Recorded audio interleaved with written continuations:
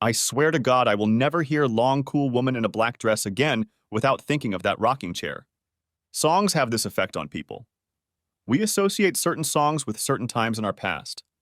You know, like every time I hear Oasis perform Wonderwall in a nasally, horribly British accent, I think of Jenny Lydon.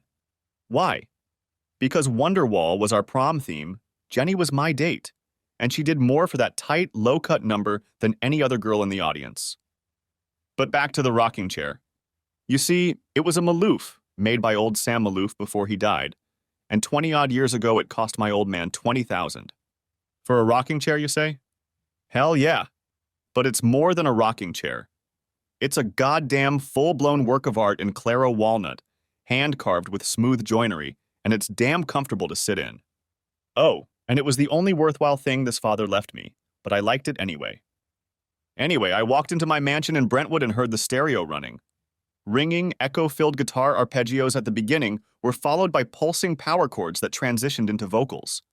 A great arrangement that is more complex than most people realize. Not exactly my cup of tea, of course, but still a great arrangement.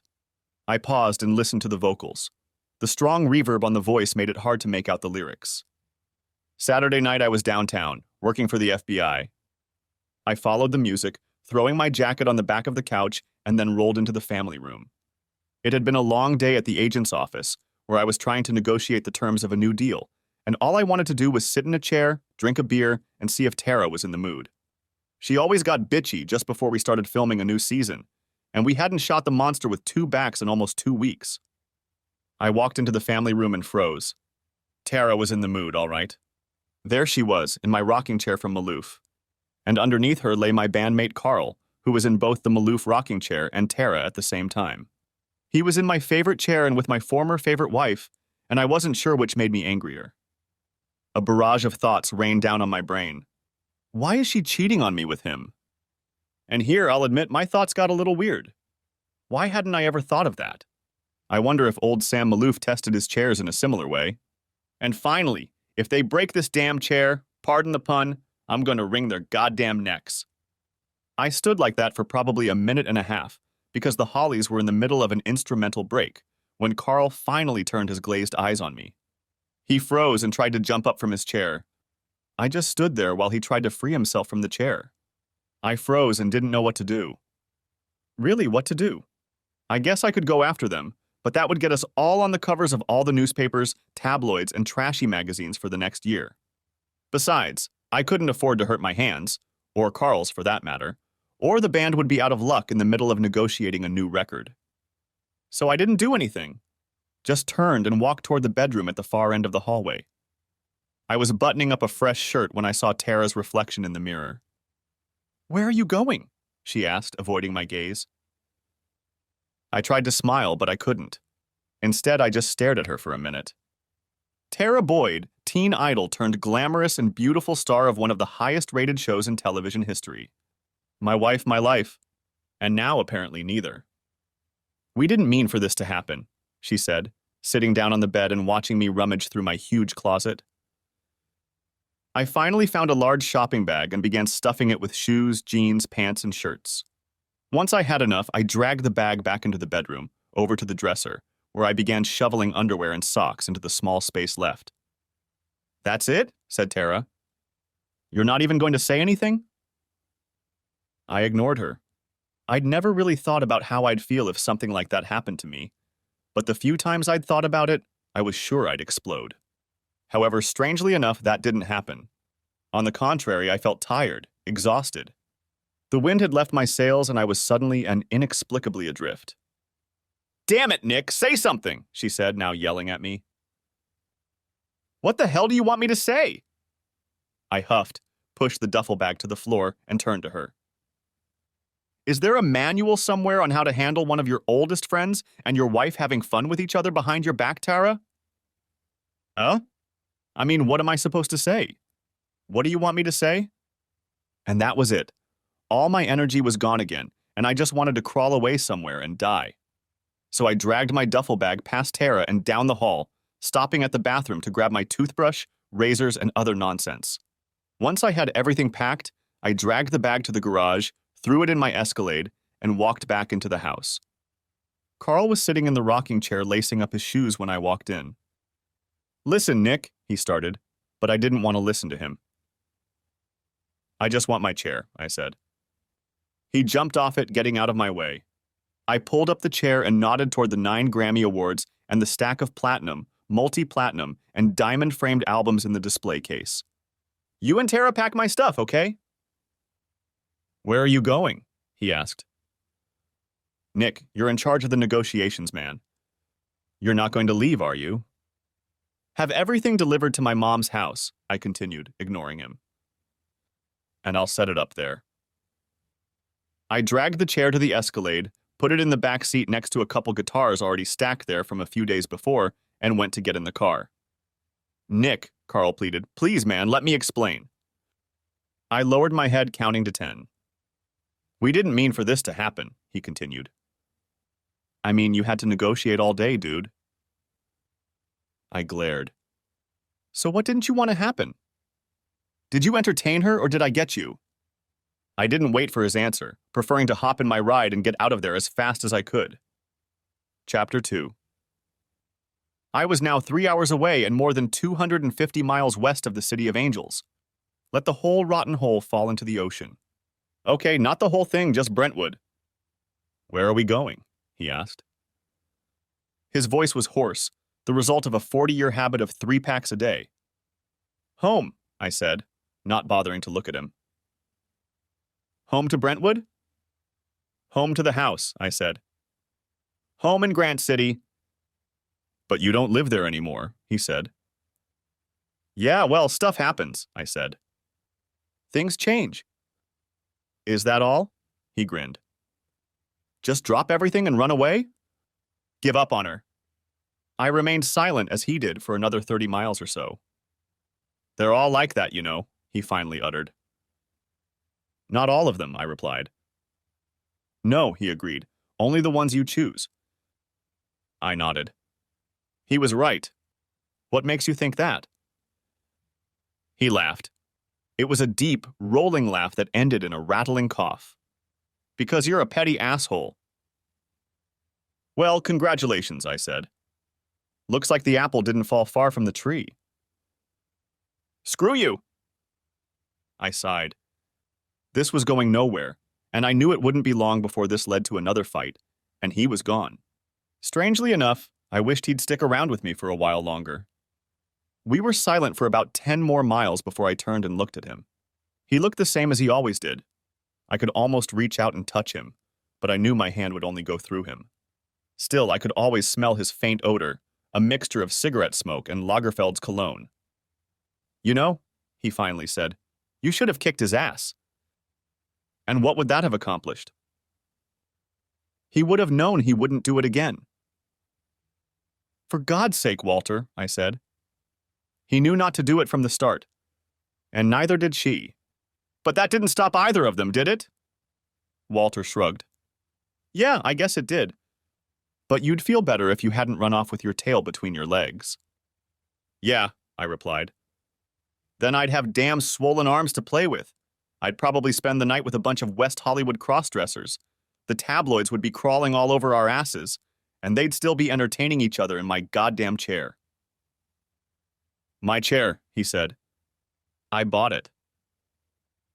"Yeah, but you're dead now," I said. "So now it's mine." He turned away and looked out the window, watching the night desert whiz past us at 80 miles an hour. "I guess you're right," he said. "Still, I'd kick his ass." Chapter 3. We were approaching the turn from Interstate 15 onto Interstate 70 when my cell phone rang. It was almost 11, and I had been on the road for almost 8 hours. The call brought me out of my monotony, and I realized I was starting to get tired. Glancing at the display, I decided to answer it. "Hey, John," I said to our lead guitarist. "Nick, where the hell are you?" he said. He yelled, and I could hear the loud noise of some nightclub in the background. "Utah," I said. "What the hell are you doing in Utah?" "I'm driving." I heard John yell to someone else, then he was back on the phone. "Nick, you need to get back here. You're our main man, and we're close to a big deal." "Let Ethan handle it," I replied. Ethan Rose was our manager, and he damn sure made enough money and was interested enough in the outcome to handle it without our help. Dude, John whined, you know he can't do it without you. They want to know what we're up to, what's in the bunker. Ethan can't take care of that. Only you can, man. Let me think about it, I said, and hung up the phone before turning it off. We started Leadfoot when I was a sophomore at Grant City High School. There were 4 of us, Teddy Cooper on lead guitar, Carl Simpson on bass, Vince Diamond on drums, and me on rhythm guitar and vocals. The other 3 harmonized, and we had kind of an Eagles sound.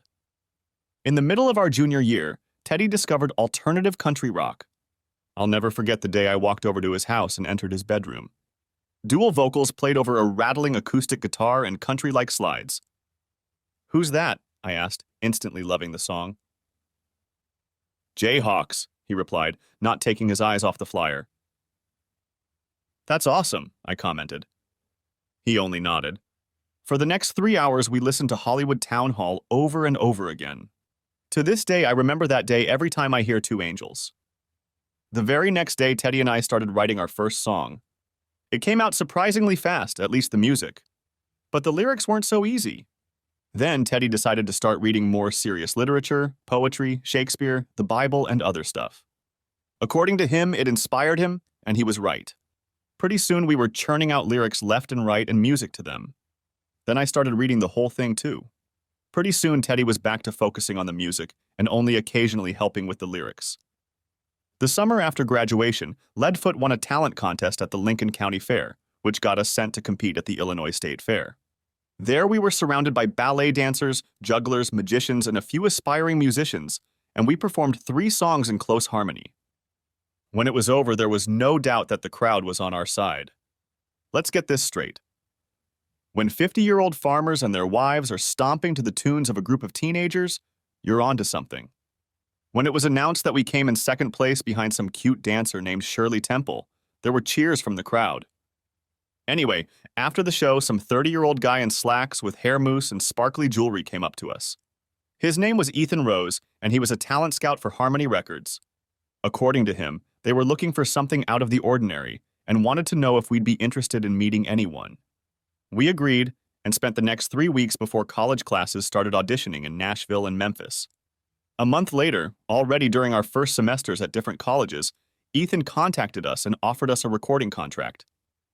That's when the trouble started. Teddy decided he didn't want to stay in the band. He thought we'd be whores for the record industry, selling out for money. I told him that was bullshit, that's what happened. In reality, Teddy was just afraid of failure down the road and didn't want to risk the good things he had. He was always the smartest of the bunch and had a full academic scholarship. He didn't want to be a superstar, he wanted to be a teacher. So he quit, and Ethan got busy finding a replacement on lead guitar. Over Christmas break, Carl, Vince, and I flew to Memphis to start rehearsing and auditioning a new lead guitarist. With Ethan's help, and at the insistence of the record company, we settled on the first choice, which was John Booma. John was 4 years older than us, but he knew how to play guitar. He had been doing studio music for the last 3 years, sort of a teenage wonder kind looking for the right fit, and the record company thought he would fit into the Leadfoot sound. They were right. It helped that he had a nice tenor and could help me with songwriting. He wasn't very good with lyrics, though, so that fell on my shoulders. Carl and Vince were happy to just play their instruments and sing when asked. You know the rest. Our first album, Somewhere Down Highway 66, went multi-platinum. Then we beat the sophomore jinx by releasing Plain States, our first and to date only diamond platinum album, which sold over 13 million copies. Since then, a few have come close, but for the last 6 years we've basically been riding the wave of our first 2 works. Now we're negotiating a new contract. Harmony sold our contract a long time ago, and Columbia wanted a 5-record deal. We were very attractive, but they needed assurances that we wouldn't leave them halfway through. That's where I stepped in as a liaison. The band needed to prove that we had a solid supply of songs that would allow us to last for a while, and I was the logical choice to prove it. The problem was that we didn't have a large stockpile of good songs. Sure, we had a bunch of dross, and by just putting our name on them, we probably would have sold a few million copies, at least the first few albums. But we were getting stale, and I realized that. The other guys, including Ethan, didn't want to hear it. Oh no, they were all chirping, just sell it to them. We'll get the money and everything will be just fine. Unfortunately, Columbia saw the stock for what it was and offered a better deal than any of us realized. So here I am trying to save the band, get them more money, and keep them surrounded by adoring fans who booed them before, during, and after the shows. And what kind of gratitude do I get for my efforts? I get that they constantly pester my ass and Carl entertains my wife. At least there's some gratitude. Chapter 4. By 2 o'clock Wednesday afternoon, I'd been on the road for nearly 22 hours, and the always breathtaking Nebraska scenery had me dozing off behind the wheel. Did Bruce Springsteen write a whole damn album named after this godforsaken flat sea? I always knew he was awesome, but this first drive through Nebraska convinced me that he should be canonized. Not wanting to take any more chances, I pulled off the highway in Grand Island and checked into a Holiday Inn. After checking into the hotel, I dragged my suitcase into my room, plugged my phone into the charger, turned on the air conditioning, and collapsed on the bed. I'm sure I fell asleep before my head even touched the pillow, and my dreams were long and disturbing. In each of them, Tara appeared in a different role, and few of them were good. That's where I woke up. The air conditioner cooled the sweat pouring down my face and shirt. Shaking the cobwebs and still vivid images from my head, I reached for my cell phone and looked at the indicator light. "Hey, Ethan," I said. "Jesus Christ," he said. "Where the hell are you, Nick?" I was in no mood to put up with any more of this shit. "I won't be back for a while, Ethan," I said. "You're going to have to take care of this on your own." "I'll read it when I have time." "But we can't do it without you." "You know that." "Just don't sign anything until I read it, okay?" I continued. He was silent for a minute. "Nick," he said slowly, "are you saying what I think you're saying?" I didn't answer anything. "Jesus, Nick, please tell me that you're really not thinking about, making an escape from us. Just don't sign anything, Ethan. Got it?" "Come on, Nick, we'll get rid of the bastard before we risk losing you," he said. "Bass players are plentiful right now. Even good ones like Carl." Shit, I thought. The cat's already out of the bag. No doubt this would hit the press within days, not weeks. "We'll talk later," I said. "Do what you can, but don't sign anything until I give the okay." I disconnected the phone before he could say anything else. It was already getting dark outside, and the bedside clock showed it was almost 10. I had gotten enough sleep, so I decided to shower, clean up, change into clean clothes, and hit the road again. With the scenery, nightmares, and the phone call with Ethan, I couldn't get out of Nebraska fast enough. Chapter 5. 3.5 hours later, I was in Iowa. "So you're going to drop everything?" asked Walter. "Group, bub, big money?" "I don't know," I said. And I didn't. "But you're thinking about it." I nodded. "Ethan was right, he continued, looking straight ahead at the occasional pair of oncoming headlights. "If you're too cowardly to beat the crap out of him, let the group get rid of him. Why should you be the one running away? Then you'll have your band, your money, your fame, and best of all, your revenge on Carl. Where the hell is he going to go without you?" "Maybe I was going to leave anyway," I suggested. He snorted.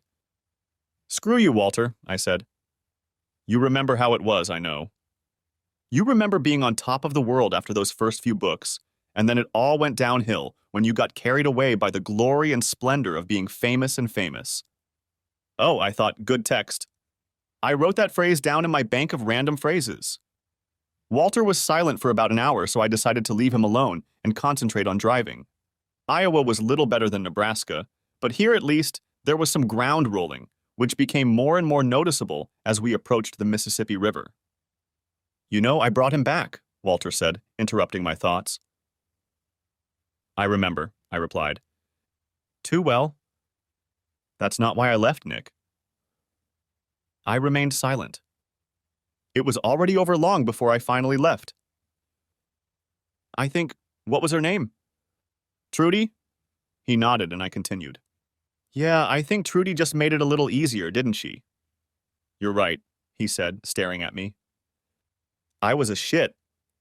Everyone knew that. I was like that pissy little Aunt Capote. Wrote some good stuff, became a celebrity, Decided I liked being a celebrity better than writing. But it was the celebrity that ruined everything, not Trudy. Sure, we fought. Heck, try working 16 hours, 7 days a week for 6 months, filming your TV show, and spending the other half of the year traveling, doing commercials, charity events, talk shows, and movies. Then take your husband and give him the same work and travel schedule.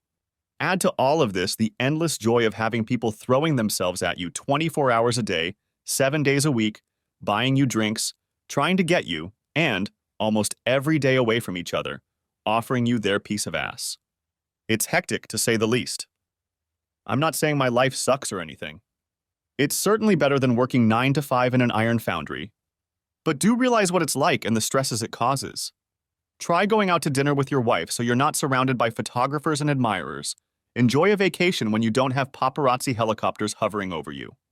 When you consider the endless hype and long absences, it's amazing that any of our professions manage to keep marriages alive. Nevertheless, I thought we were doing very well. Better than most, truth be told. Until a day and a half ago when my little bubble burst. Chapter 7. Mom! I called out, dragging my duffel bag through the front door. No one locked their doors in Grant City, so my easy entrance wasn't a sign that anyone was home. Hearing no response, I leaned the duffel bag against the wall and looked around the living room.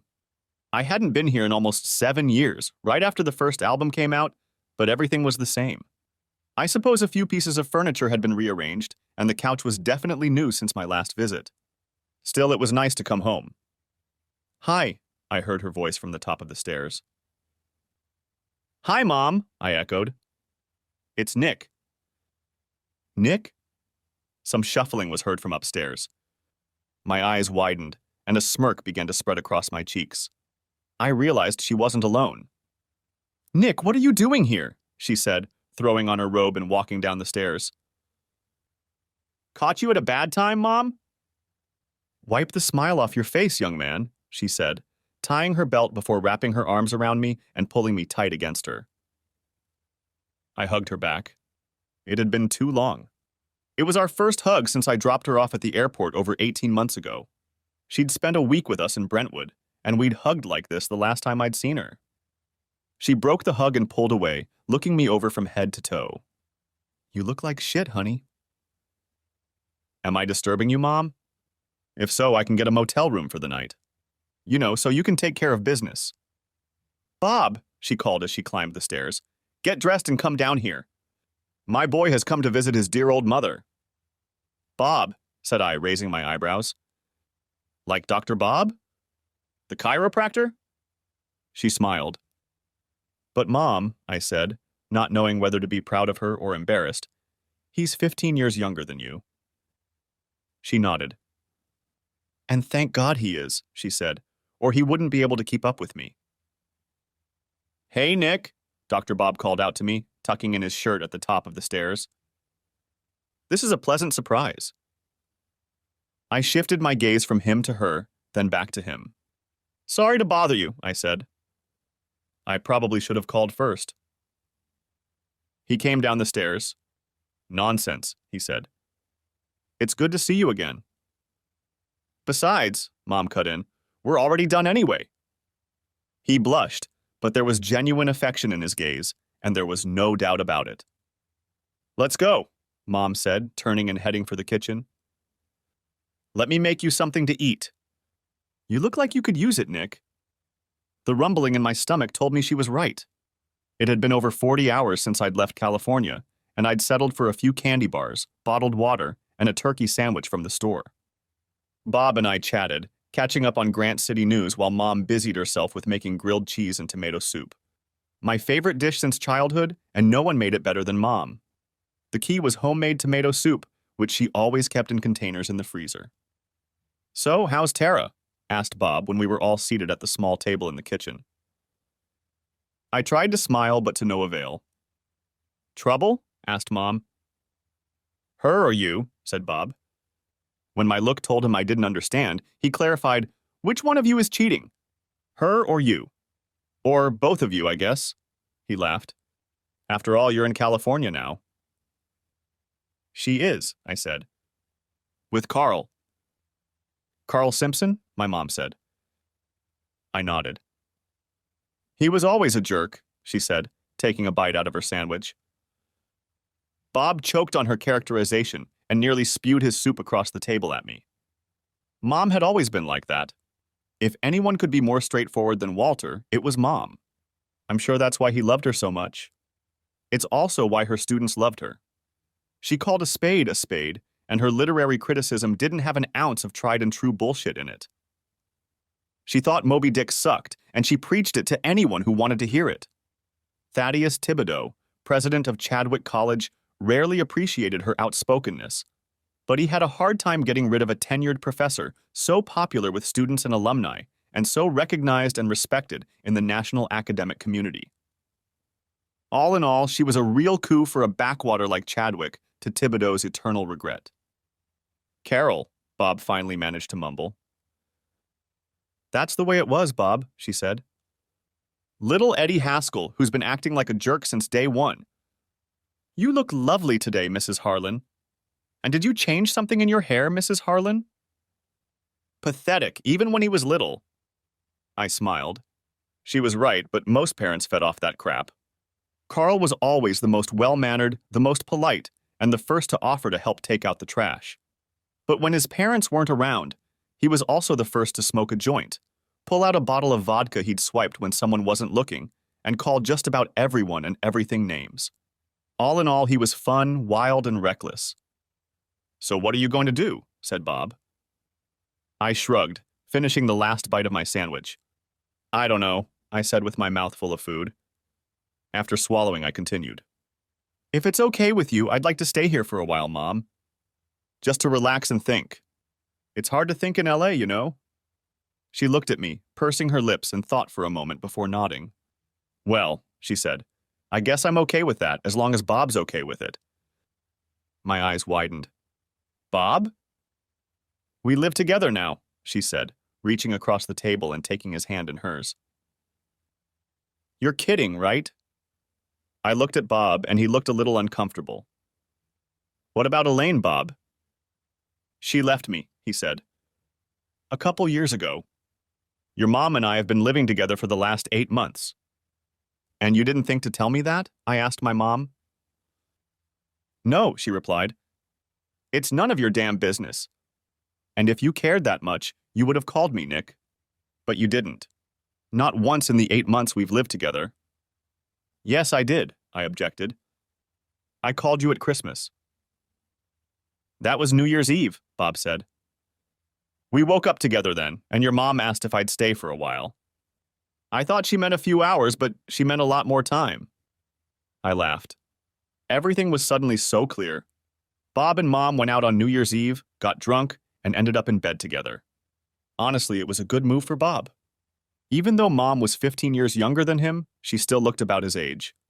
Don't think of me as Oedipus Rex, but I'll readily admit that Mom is a hottie, and God knows she's the life of every party she goes to.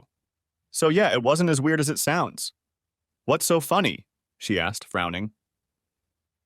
I ignored her. So, Bob, what do you say? Can I stay here? I'll try not to get in your way. He saw my smirk and grinned back, then his face turned serious and he put a hand on my shoulder. Well, son, he said. I was at a loss for words, and the milk I had just gulped down ran out of my nose as I convulsively laughed at the whole merry-go-round that had suddenly become my life. Chapter 8. Immediately after dinner, I went to bed and slept for 7 hours. When I woke up, I showered, brushed my teeth, got dressed, and went downstairs. The note on the refrigerator spoke for itself. I'm teaching a class today, and Bob is in the office. You're on your own for dinner. Love, C. I didn't feel like spending the evening alone in front of the TV. On the contrary, the last 2 days spent with just me, Walter, and the flat plains of the American countryside were causing me to need company.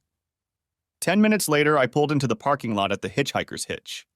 I'd worked there, first as a waiter, then as a cook when I was in high school, and the food was the best in town.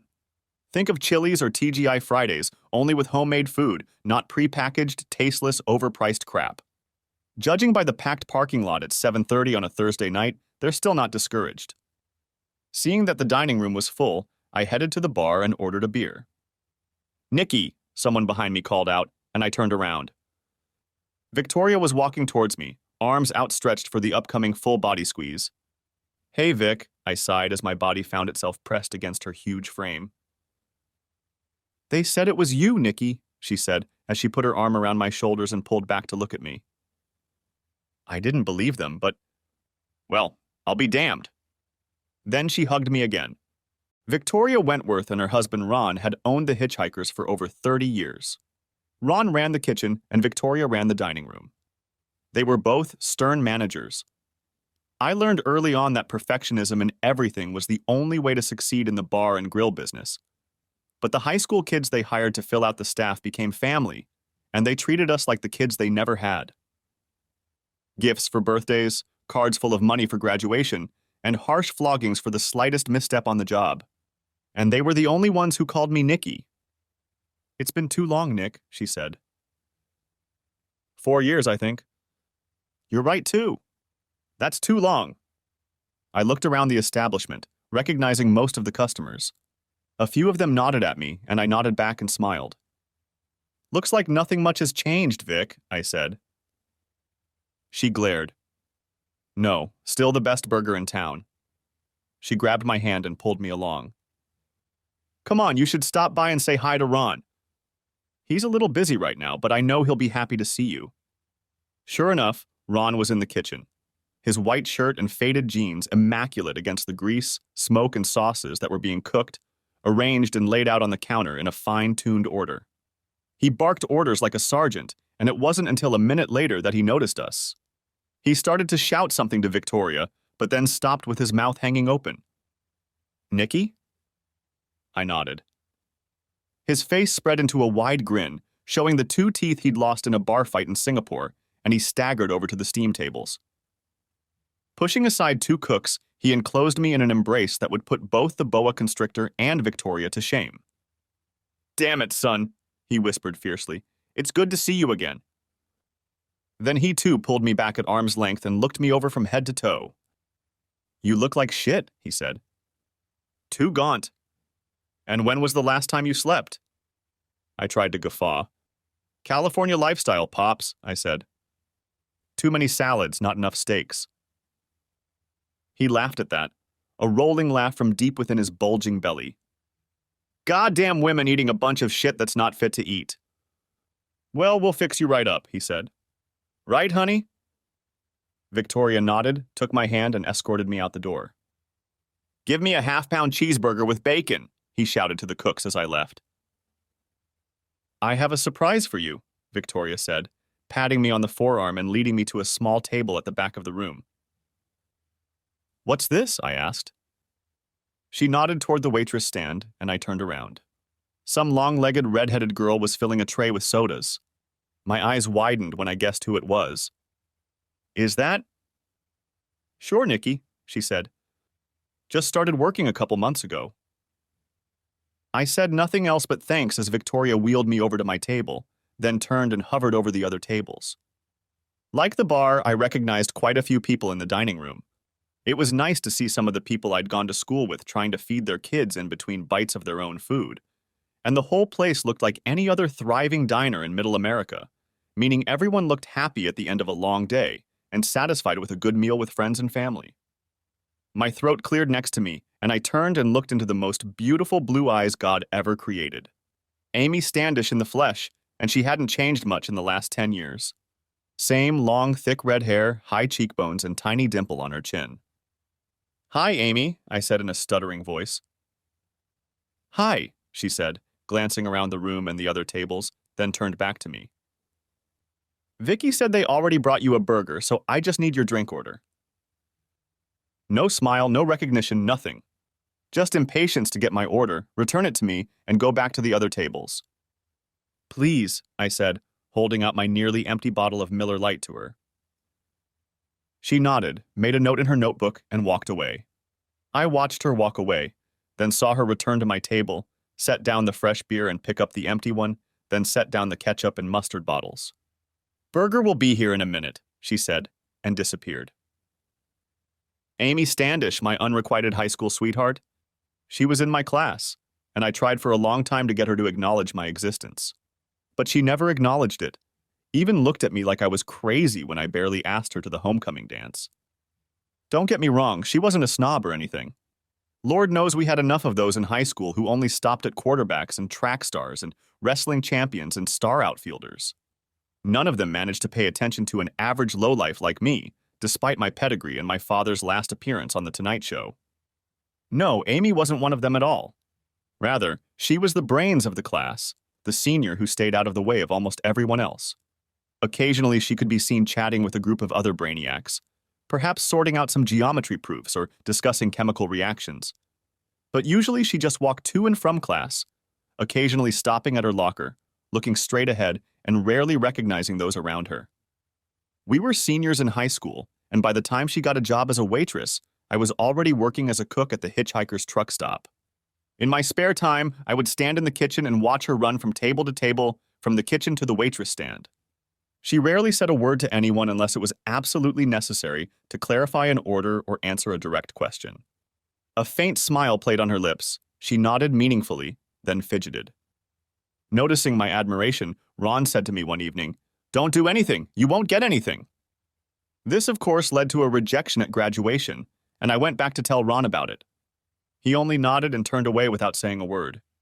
Figuring he thought I was as pathetic as Amy made me out to be, I put it out of my mind. A week later, however, Ron came up behind me as I stood at the kitchen door again, watching Amy. "Victoria says she's shy," he told me. "That's why you almost never hear her say anything. Says her parents made her take this job to beat the shyness. I mean her shyness, and Vic thinks she's coming around." I nodded. At this rate, no doubt I'd be on Social Security by the time I managed to engage her in a meaningful conversation. But the conversation never materialized. 10 months later, the weekend before we both left for our first semester of college, I managed to get a "Hey Nick" from her. It was the first and last time she said my name, and I still remember my unbridled joy at the thought of her knowing my name. And, truth be told, over the years I have sometimes remembered the smile on her face as she spoke to me, and only me, that one time.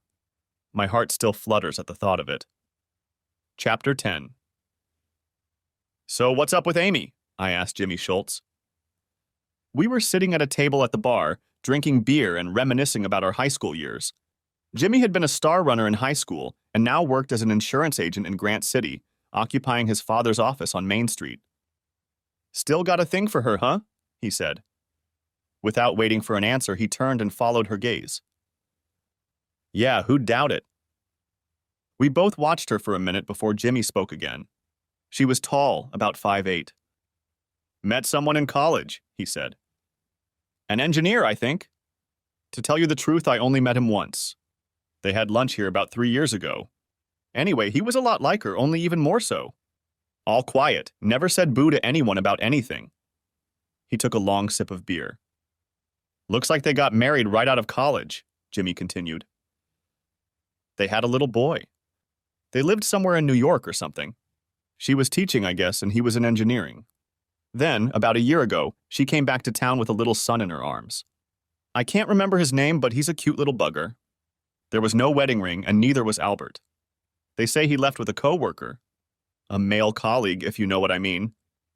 He looked at me as he said the last word, but I'm sure my poker face was hiding my thoughts. "I guess it doesn't surprise you much since you live in California and all," Jimmy said with a snicker. "So what's she doing now?" I asked, trying to get the conversation back on track.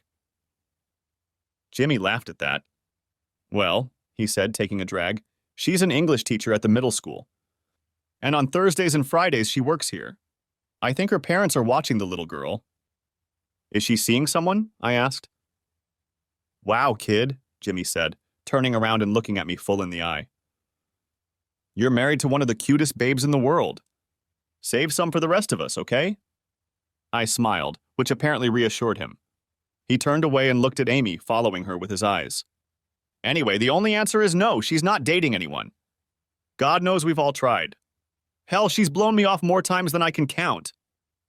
"Then why do you keep asking?" said I. "Just trying to get her off my back," he sighed.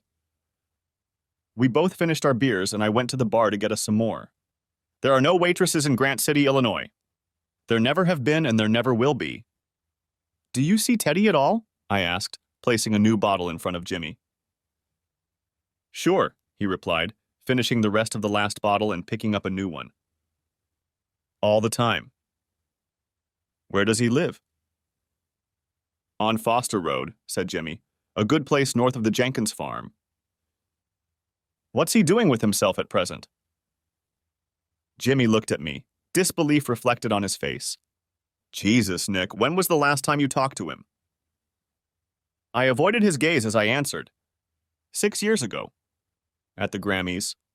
We had a couple beers together after we won the prize for Song of the Year. Jimmy set his bottle down resolutely and stared at me, mouth wide open. What the hell? You guys were closer than ticks the whole time. You mean you haven't seen him in 6 years? I nodded. It's just, I don't know. He didn't have much to say the last time, I explained. Then we got so busy, you know, life and stuff. He nodded, but I could see in his eyes that he couldn't believe it. Well, Jimmy said, those royalty checks he's been getting and continues to get have been hamstringing him.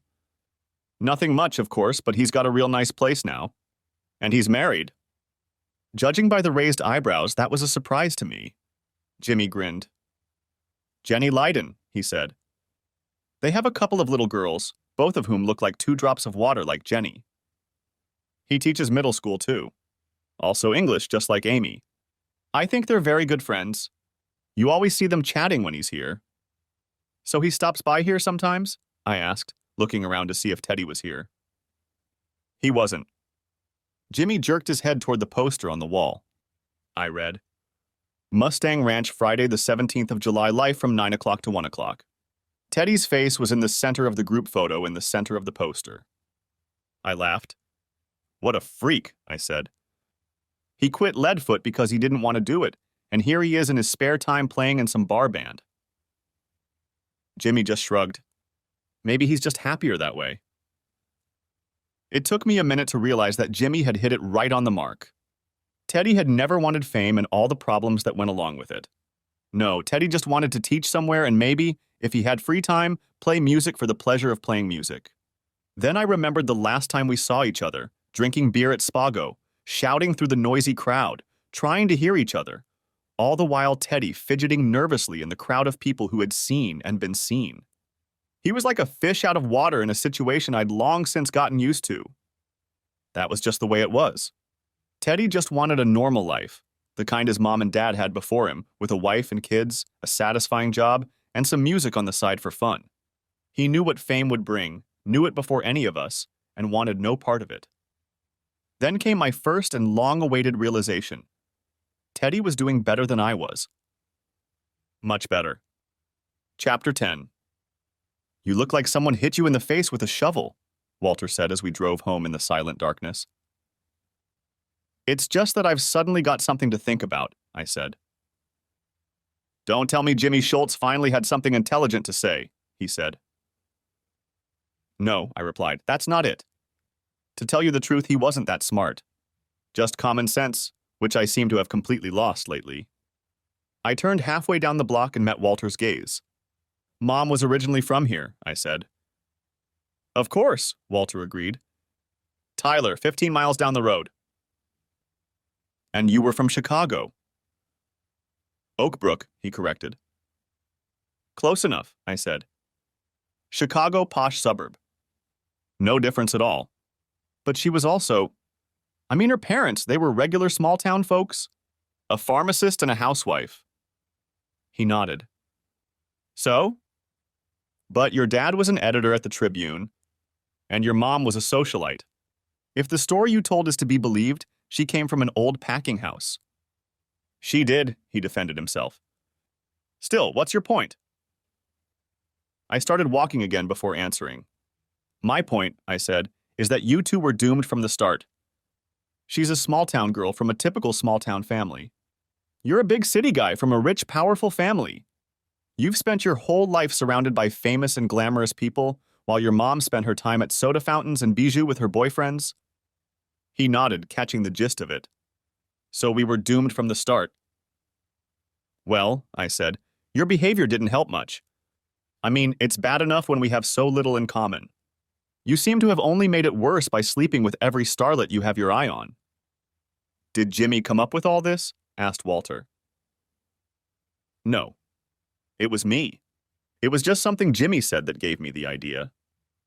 And what did he say? I shook my head. It's not about what he said. It's about the fact that I didn't think of it first. And what was it? He said Teddy had exactly what he wanted.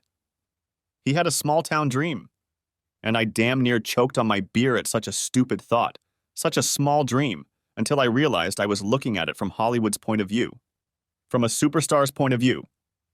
I stopped again and looked at Walter. Walter, I said, I forgot about those dreams. Teddy has his royalty money, but he's happier with his family, his career, and his little bar band than I am with my superstar wife, my mansion, 10 times the money he has, and no family. I snorted. Hell, my best friend is a damn ghost that I didn't even like when he was alive. Walter watched me closely until the last of it. Then a hurt expression appeared on his face, and before I could apologize, he was gone.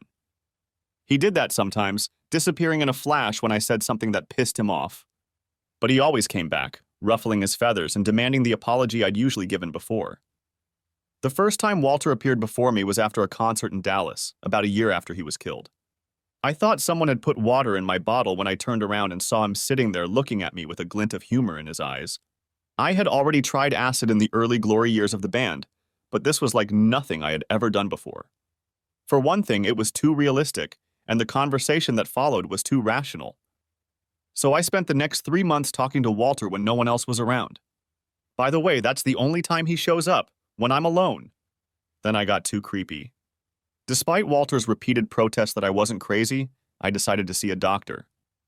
The first few, assuming all this tabloid nonsense was true, advised me to give up the sauce. When I told them it had happened in my past, they replied that it was probably residual. Still miserable, still seeing a protesting Walter a couple times a week, I finally found someone who ran me through a full battery of tests. Thank God I didn't have schizophrenia, but Dr. Salomon still couldn't find anything wrong with me. 4 months of therapy followed, which Tara explained by saying that I just needed someone to help me cope with the stress. I didn't know that she saw nothing unusual about seeing a therapist, which was all too common among the whole acting crowd, and for that matter, was a sign of true sensitivity and self-actualization. At the end of therapy, Dr. Salomon closed his notebook, came out from behind his desk, and sat down in the chair next to me.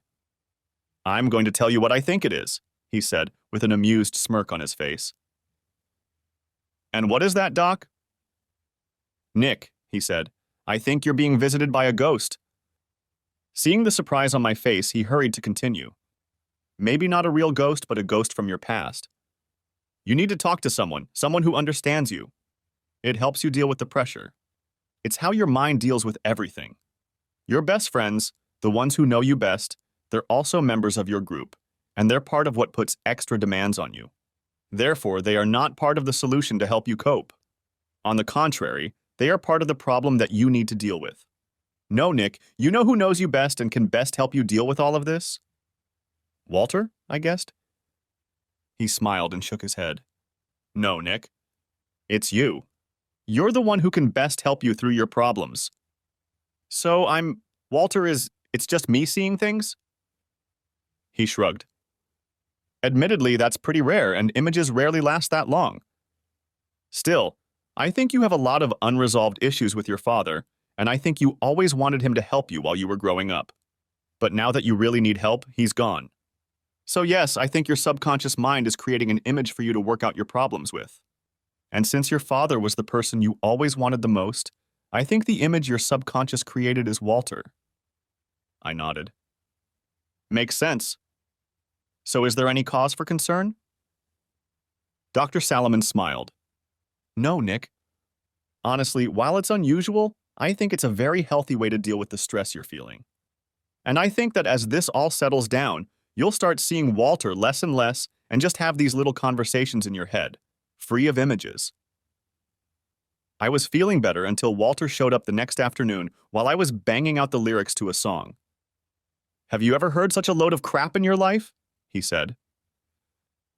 I'm not listening to myself right now, I replied, not taking my eyes off the lyrics.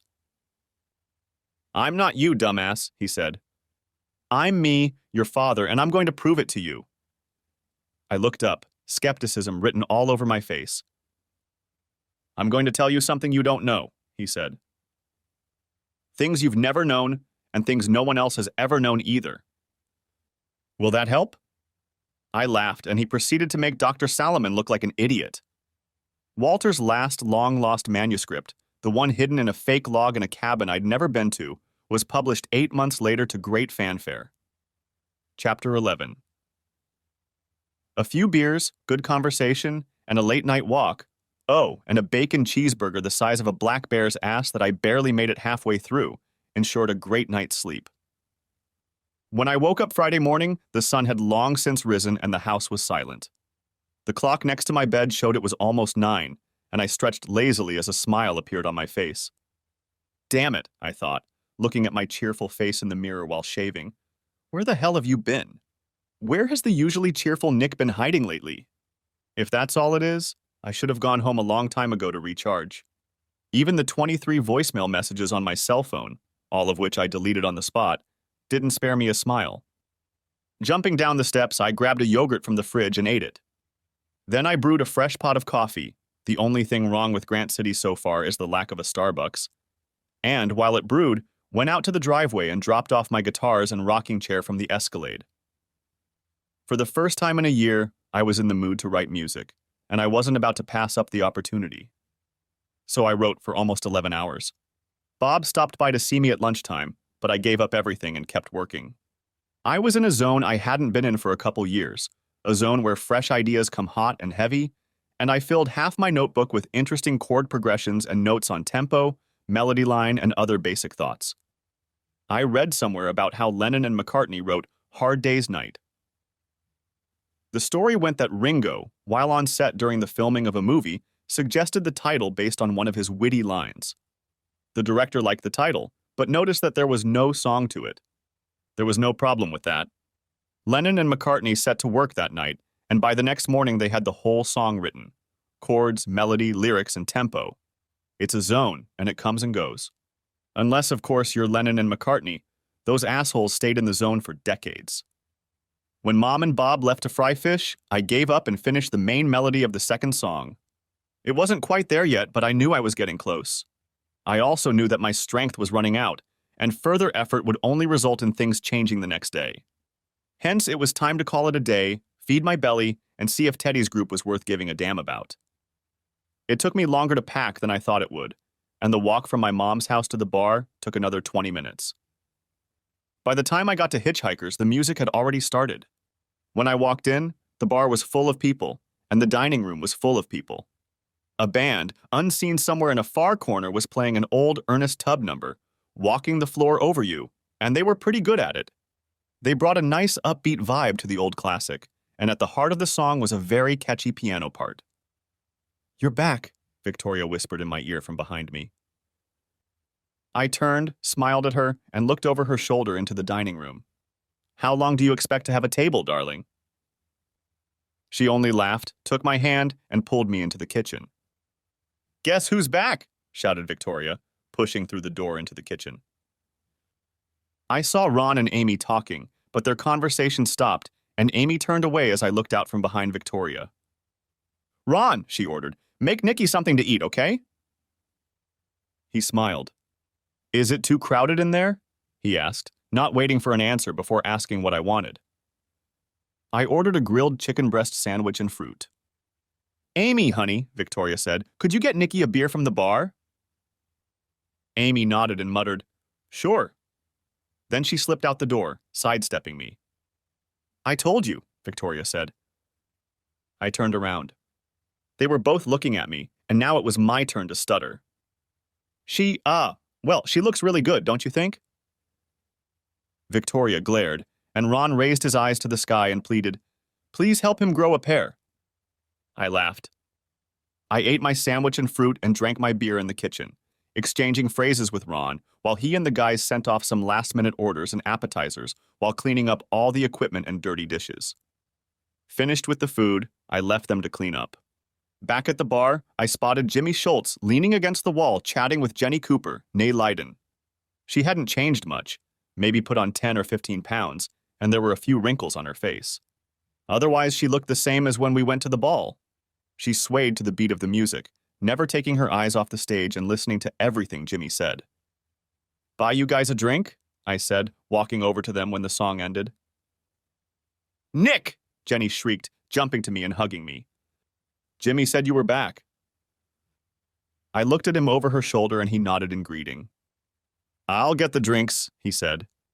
"You'll be busy." "So when did you hear?" I asked when she finally loosened her grip. "While Teddy and the guys were setting up," she replied. Her eyes turned to the stage and Teddy watched us with a puzzled expression. Then he lifted his chin in greeting, and I raised my beer in response.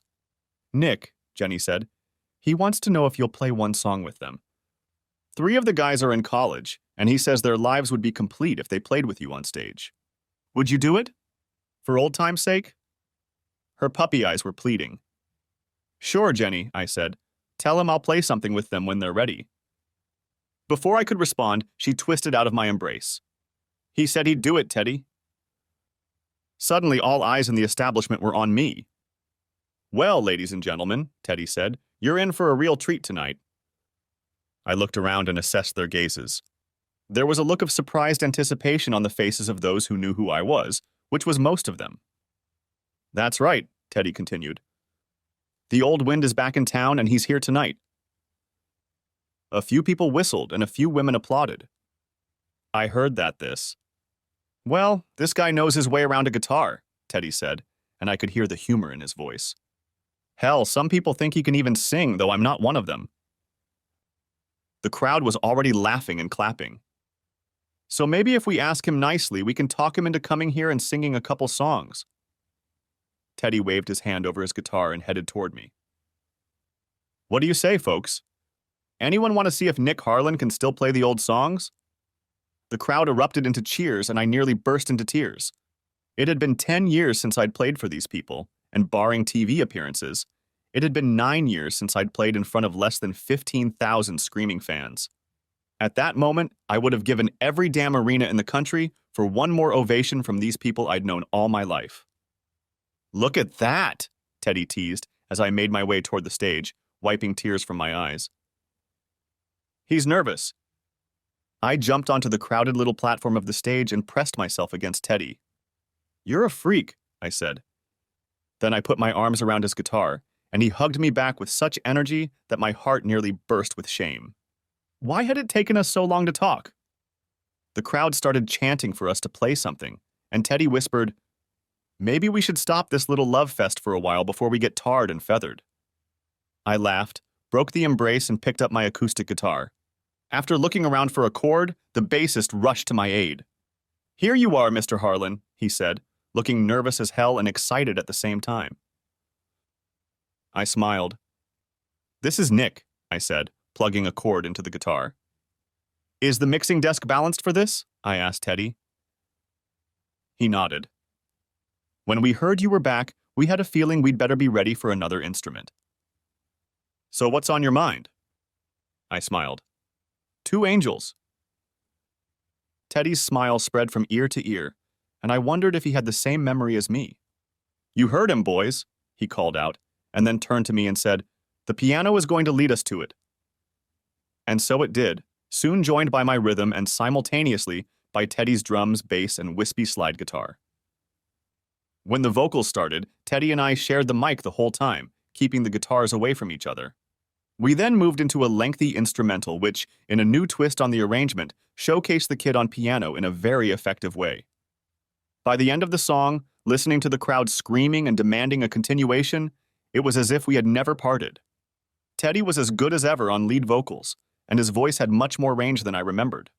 I suddenly wanted to see how good these guys were, to see if this was really Teddy's hobby or still his passion. When the applause died down, Teddy waved me over. "Ladies and gentlemen, please help me thank Nick Harlan for coming here." I bowed in response to the applause and then turned to Teddy. "I'd like to stay here for a while if that's okay with you," I whispered. Teddy smiled lazily. "I think I'd like that." He turned to the rest of the group. "Do you think you can keep up with us?" They all nodded and Teddy turned to me again. "So what's next?"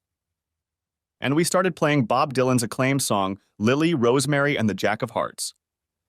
It was a 9-minute number, and they really, had improved the backing arrangement.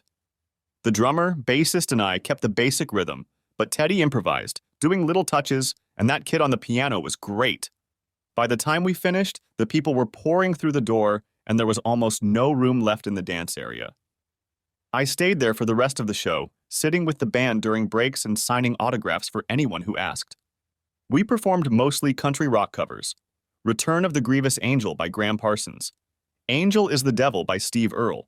Quite a bit of John Hyatt and the Jayhawks, and Dead Flowers by the Rolling Stones. We only played 2 Leadfoot songs, both of which Teddy and I wrote together. By the last hour of the concert, we became aware that cars were lined up along the street for several blocks, and you couldn't move in the entire building. At 1:20, we ended the show with a tight, sweet 4-part harmony version of the old Poco classic, Keep On Tryin'. The audience was going crazy, and we would have played longer. But this song pretty much ended our set for the day. I helped the band pile out and spread out in cars and vans, accepting free beer from the crowd and tons of claps on the back. By the time we were done, the bar was closed and the bartenders were sweeping up and wiping spilled beer off the floor and tables. A few people were sitting around the bar drinking their last beers in the dim bar area. Ron, Victoria, Jenny, Teddy, the rest of the band, and I were here, and Ron was telling us that we should do this more often so he could retire one day. Then I heard a quiet but clear voice behind me. Now I think I understand what all the fuss is about. I turned around. It was Amy, and her eyes met mine and lingered on them. I was at a loss for words. "Do you have the tongue of a cat, Nick?" teased Jenny. She was out the door before I could respond. "You're still partial to her, aren't you?" said Teddy. "Of course I'm partial," Victoria replied. "Just too afraid to do anything about it," said Ron. "California ruined him." I just smiled. "You know," I said, "that's the most she's ever said to me." "Ever?" "Yeah," Teddy said. "Let me tell you.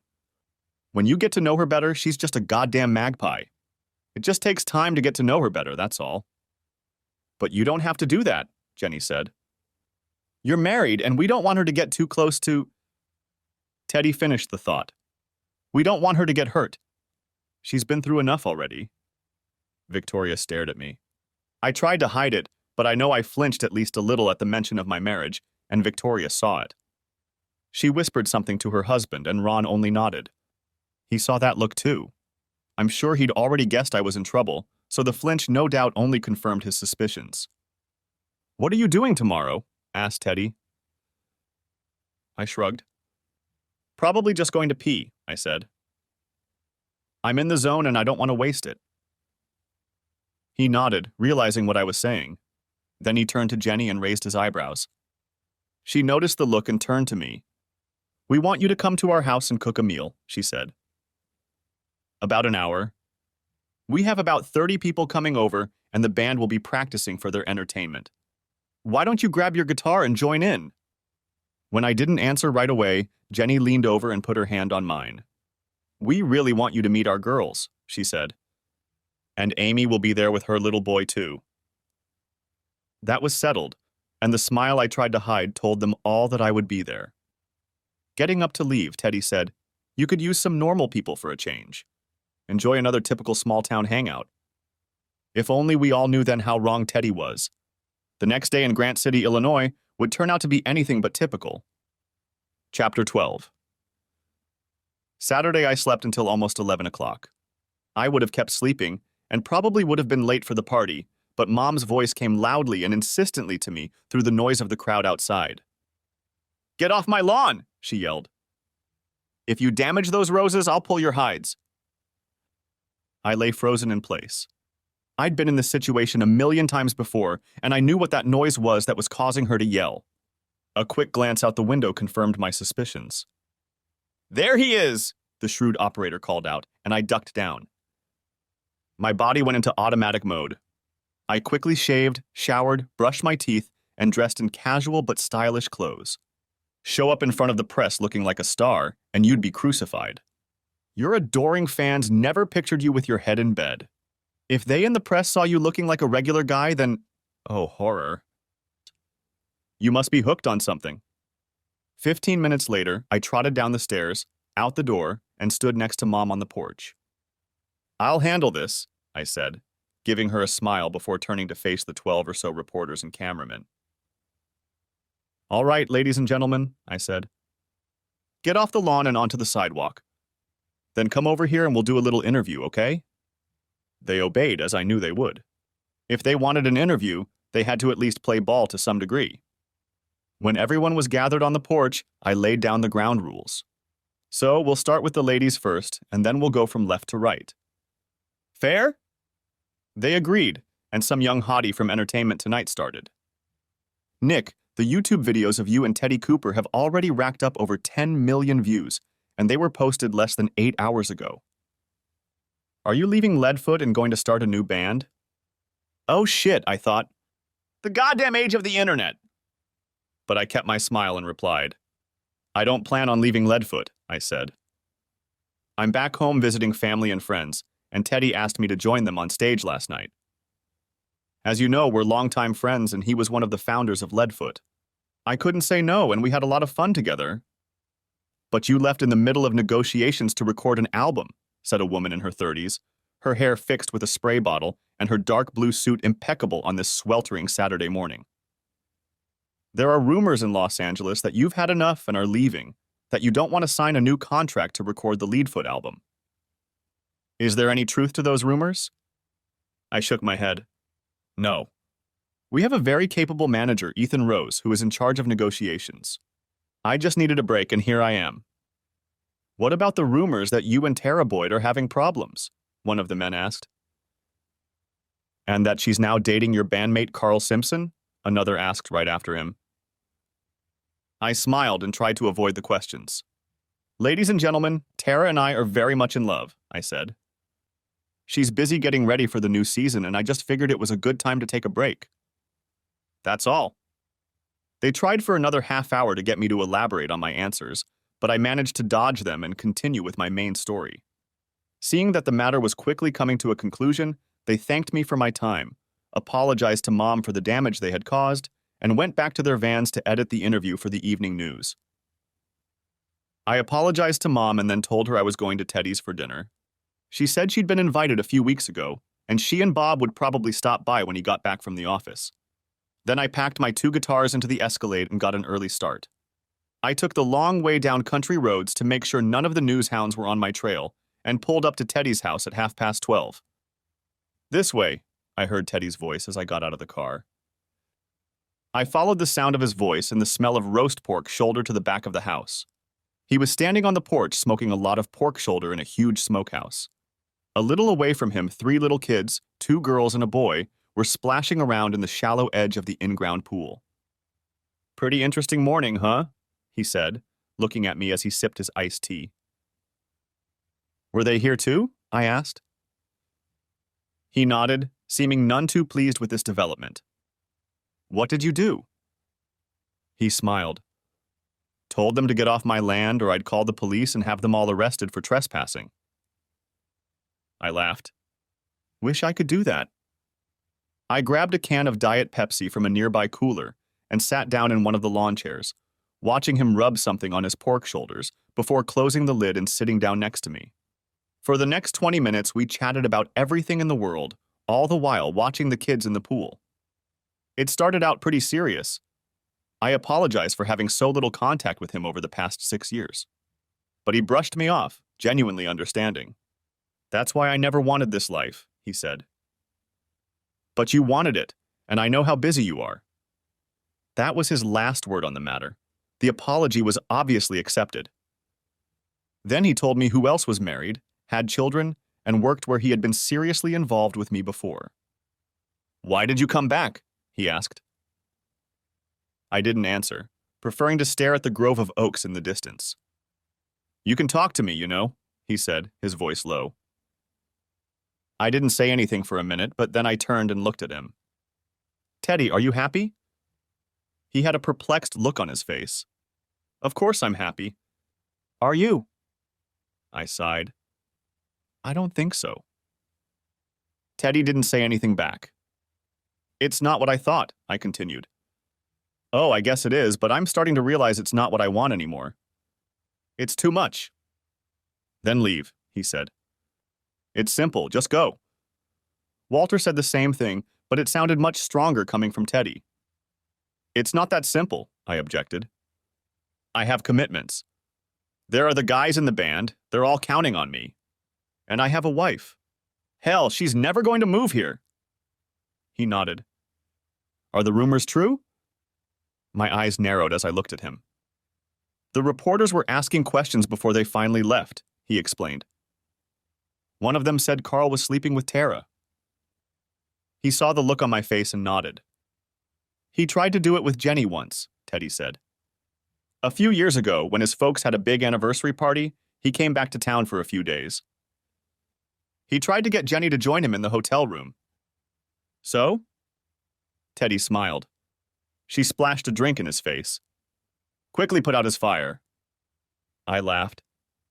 Well, I said, Tara seems to have lit the fire. So what are you going to do? I shrugged. I don't know, Teddy. Honestly, I love her. I love being around her. She's fun, funny, sweet, and charming. And in bed, I guess, too. I'm comfortable around her, I think. The thought of changing all that scares me. Let that thought go, Teddy said, got up from his chair and went into the house. He came back a minute later with 2 mugs of beer and held one out to me. So have you talked to her about it yet? He asked. I shook my head. Tried to, but she won't do it until we're face to face. And I'm afraid to do it face to face right now. I'm afraid I'll just take her back and it'll all happen again.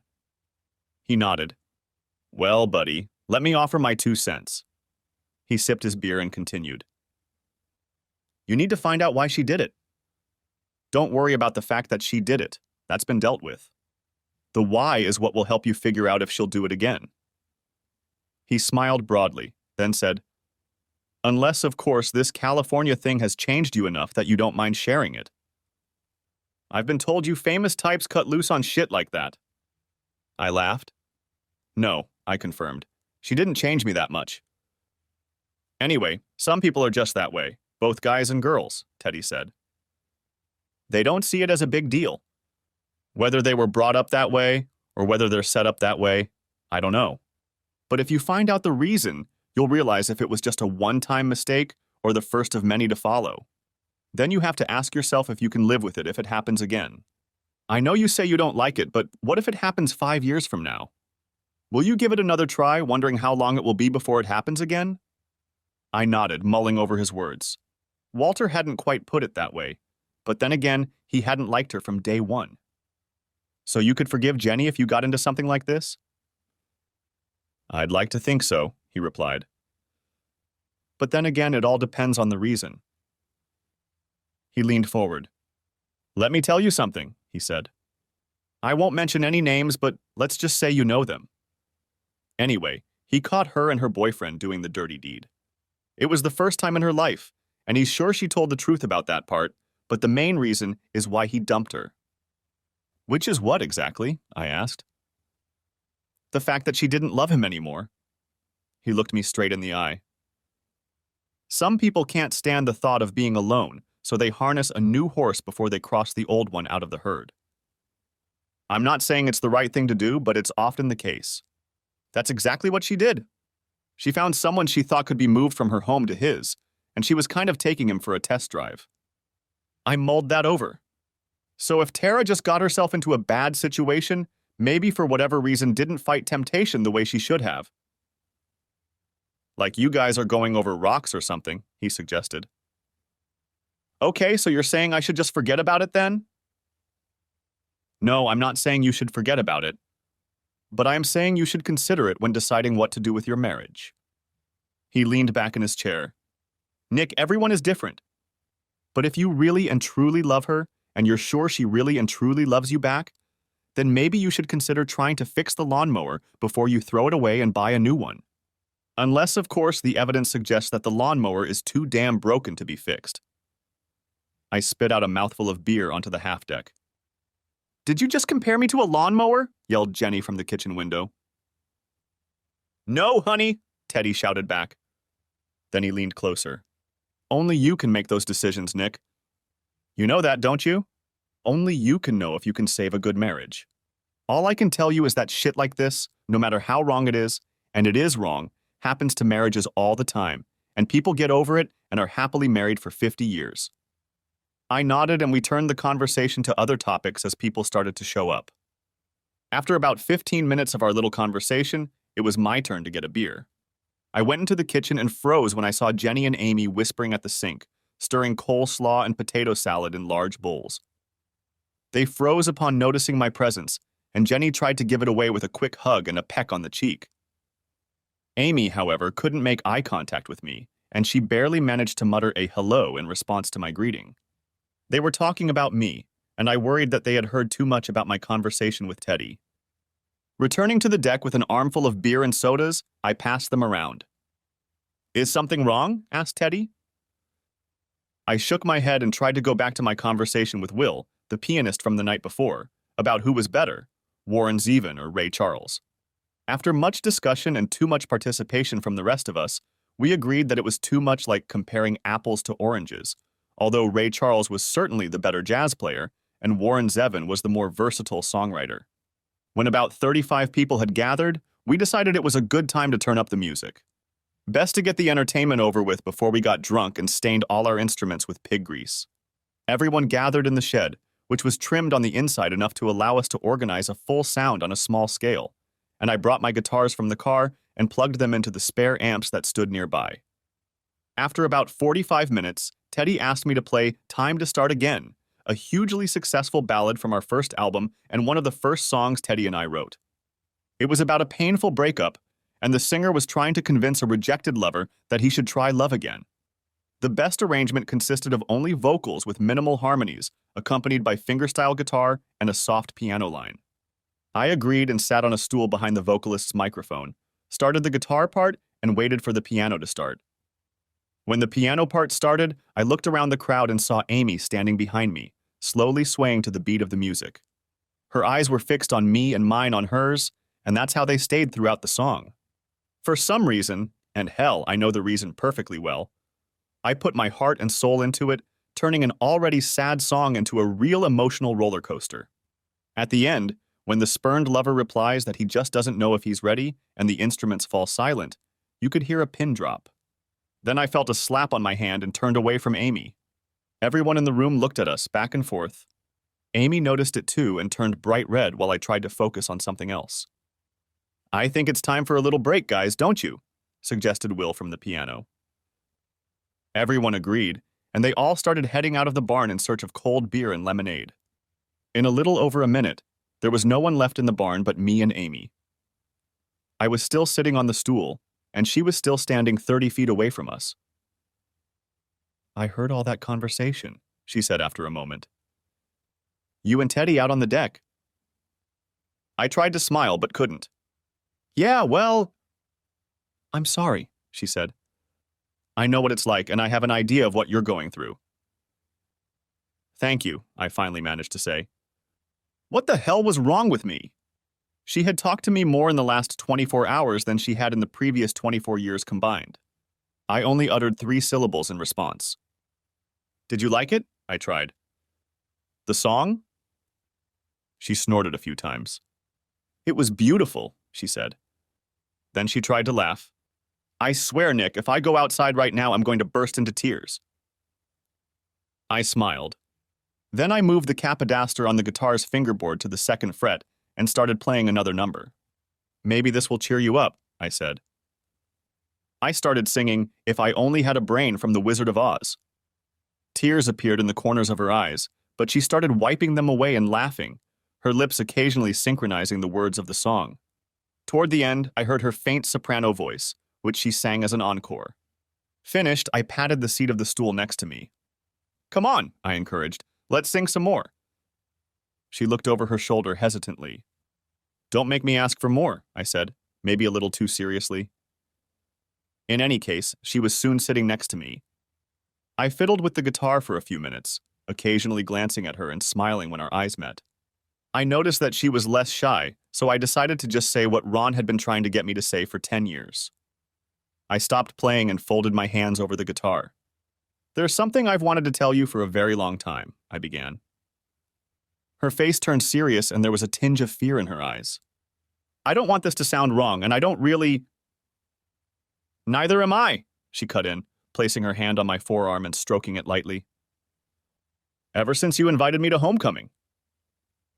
The look of utter disbelief on my face was hard to hide, and she looked down at her lap as she continued. I blew it. I wanted you to ask me, but when you did, I was horrified. I wanted you to try again, but I knew you wouldn't. She looked into my eyes again. All these past years, especially the 3 years after the divorce, I've been thinking about how different things would have been if I had been able to say yes. There was still a look of disbelief on my face, and it must have gotten more and more incredulous. Say something, Nick. Screw me, I whispered. Didn't see that coming. She giggled, then laughed, and soon we were both laughing at the ridiculousness of it all. Then she grew serious. But it's not going to do either of us any good right now, she said. I'm not going to seduce you, and you damn well better not seduce me. You're married, Nick, and I'm not going to play the role of second woman in this little drama. After 10 years, I'm just glad we can both talk to each other in complete sentences, Amy. Honestly, I don't want to impose my baggage on anyone else right now. I lifted my head and looked her in the eyes again. Especially someone I care so much about. Okay? She nodded. And don't think I'll be there for you if you decide to leave her, Amy continued. I want to be clear, Nick Harlan. I like you, but we don't know each other anymore. So you better not think you can just get a divorce and jump into my bed, okay? I'm not part of this equation. This is between you and your wife. Teddy's right. You have to decide what you want. I just want you to know that if you think you need me more than you need her, don't rely on that, got it? I nodded, more than a little saddened. Truth be told, our unexpected conversation had made good old Tara almost jump out the door before the last little bit of conversation. Amy was right. So it was no surprise when we heard a helicopter come in for a landing nearby, and a whole bunch of new shit landed in my lap. Chapter 13. Wait. I know. It's a pretty long story. But I hope you enjoyed it. And if it hooked you, write in the comments and leave a like if you'd like a sequel. If I see enough feedback, I'll release a sequel to this story in a few hours. Anyway, thanks for watching.